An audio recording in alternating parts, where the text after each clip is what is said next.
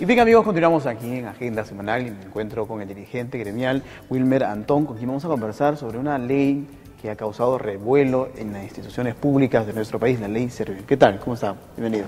Gracias por la invitación, saludar a través de América Televisión y Agenda Semanal, ¿no?, a todos los trabajadores y al pueblo en su conjunto.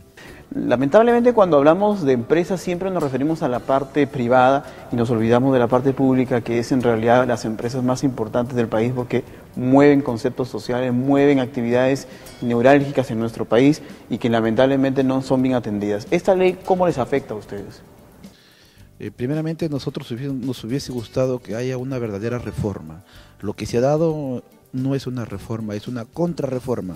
¿Por qué? Porque vulnera derechos, porque es una ley que ha sido impuesta, no ha sido concertada, no ha sido consensuada, no ha habido participación de la clase trabajadora a través de sus dirigentes y mucho menos de los ciudadanos más conocedores del derecho laboral, porque es una norma que no solamente tiene que ver con la institución pública, sino con todo el derecho laboral en su conjunto a nivel nacional, y mutila derechos importantes, fundamentales, irrenunciables, como lo dice la Constitución política, porque todo derecho laboral es irrenunciable según la Constitución política. Pero con esta ley 30057, en estos momentos, por ejemplo, negociación colectiva para incremento de sueldos, salarios. A eso iba. ¿Cuáles son los puntos? Porque evidentemente nuestros amigos en su caso dirán, bueno, toda ley no va a gustar a todos, ¿no? Evidentemente, y además de el tener el rigor de ley, quiere decir que impone ciertas modificaciones. Sin embargo, nosotros podríamos dejar de lado un poco la subjetividad, porque evidentemente si ponen una ley para nosotros los periodistas diría, esa ley es mala. Pero tendría que ver yo exactamente cuáles son los puntos donde radica justamente la afectación a ustedes. Claro, las leyes tienen un sentido de que al final tienen que cumplirse, pero para cumplirse tuvo que haber primeramente concertarse, divulgarse, socializarse y tener participación. ¿A dónde va la ley? Porque cuando te imponen una ley y lógicamente te vulnera tus derechos, la reacción ha sido todo el año 2013 con infinidad de movilizaciones multitudinarias, marchas y huelgas, y que se está repitiendo en esta oportunidad. Ayer hemos vuelto a estar en las calles, pero lo que tiene que ver así con la ley y que mutila el derecho elemental es, por ejemplo, la negociación colectiva que es un fin supremo del sindicalismo, amparado por la Constitución política, amparado por los convenios internacionales que ha firmado y ha ratificado el Perú, y que a nivel del mundo se da, y que el único país en estos momentos que ya incluso está denunciado por las centrales estatales y por la CGTP, y que en la misma 103 Convención Internacional de Ginebra que se ha llevado en el mes de junio, ya hay, a nivel del mundo saben que Perú ha violado los convenios internacionales que él mismo ratificó. Cuando el presidente Humala habla sobre la ley Servir, siempre habla como en el sentido que va a mejorar el aparato estatal, ¿no? Pero yo digo, si vamos a mejorar, quiere decir que estamos mal, ¿no es cierto? Entonces, ¿por qué él se toma el atrevimiento de decir que estamos mal? Sabido es que las instituciones públicas, bueno, lamentablemente no son las más potenciadas, pero también hay que entender de que no depende netamente del trabajador, sino también del Estado en sí, ¿no?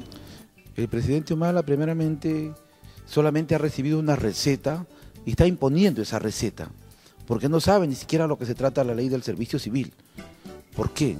Porque él en su reglamento, a través de Servir, que es el órgano institucional que va a imponer esta ley, ni se ponen de acuerdo entre ellos. Salen a decir una cosa, en el reglamento está escrito otra cosa, en la ley está escrito otra cosa, el Tribunal Constitucional menciona otra cosa y los convenios internacionales de la OIT dicen otra cosa, y la OIT ya se ha pronunciado a favor de los trabajadores, primeramente pidiéndole un diálogo tripartito, donde debe participar el Estado con sus funcionarios, los representantes sindicales en representación de los trabajadores y la sociedad civil. Lógicamente el presidente Ollanta Humala hace mención como si todas las instituciones públicas y los servidores públicos no sirven para brindar atención, y eso es una cosa discriminatoria para los trabajadores. Primeramente él nos habla que quiere transformar el país con lo que es meritocracia.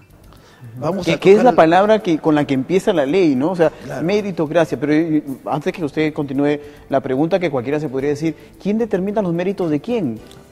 Ahí, por ejemplo, si comenzamos a analizar qué méritos ha hecho el presidente, si tomamos la aprobación de un país que evalúa al presidente, 18% de aprobación, desaprobado. Los ministros de Estado son cargos de confianza. La meritocracia debe empezar por allí. Claro, que porque ser algo más técnico. Se predica con el ejemplo. Cuando nuestros amigos en casa dicen, bueno, ¿qué temen la gente de los empleados civiles con esta ley?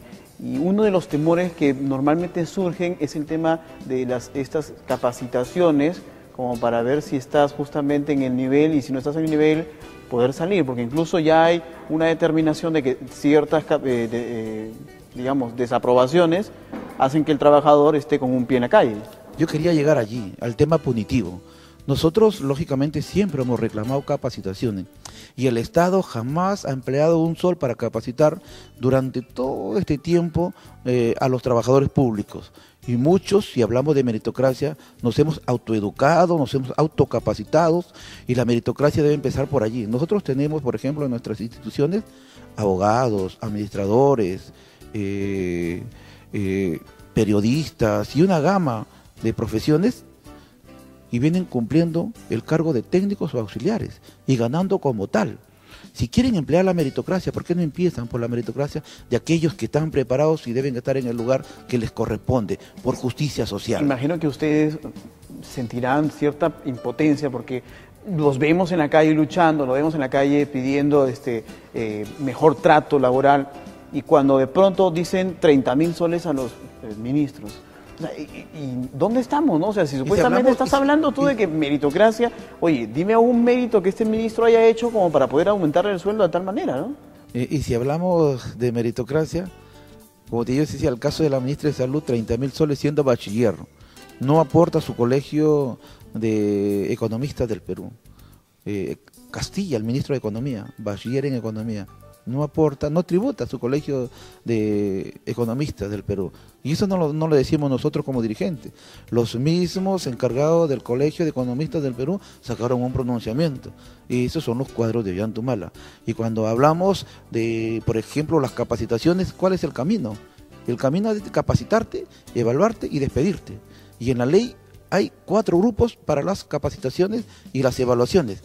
Habrá un grupo de rendimiento distinguido, que según la ley 30057, ley del servicio civil, solamente el 10% llegarán a ese estatus. El resto, como segunda opción, están los de buen rendimiento. Tendremos una tercera evaluación que será los observados. Y en cuarto lugar, los trabajadores. Creo usted, como para finalizar un poco esta conversación, que es bastante interesante, porque imagino que hoy sábado en sus casas muchos trabajadores civiles están viéndonos y están siguiendo de cerca esto. ¿Usted cree que es una manera bastante asolapada de hacer lo que hizo Fujimori en su momento, los despidos masivos? Es más trágico. Fujimori votó 25.000 trabajadores. 25.000 trabajadores fueron despedidos, pero ellos tuvieron algunos incentivos. Se les compraba su renuncia, tuvieron algún incentivo económico. Pero en esta oportunidad no. Si en tu primera evaluación tú no apruebas, te vas a tu casa. Los observados tendrán una segunda oportunidad. Si no aprueban, se irán a su casa. ¿Y cuál es el pago que recibirán un servidor público? No supera los 970 soles, como compensación de tiempo de servicio por 25, 30, 40 años de servicio al Estado. Entonces, eso es lo lamentable. Nosotros queremos auténticas reformas y nos sometemos a todas las evaluaciones habidas y por haber, con capacitaciones para mejorar, ¿no? Pero que se respete el derecho a la estabilidad laboral, que ya con estas evaluaciones en la ley tampoco ya no hay. Y si tomamos como para terminar las palabras del ministro Castilla, que busca atender a los mejores dentro del aparato estatal, con esto creo que ni los peores van a querer estar. Señor Wilmer, el tiempo es tirano, lamentablemente, en televisión. Le agradecemos su presencia. Amigos, hacemos una pausa comercial. No se muevan. Esto es Agenda Semanal.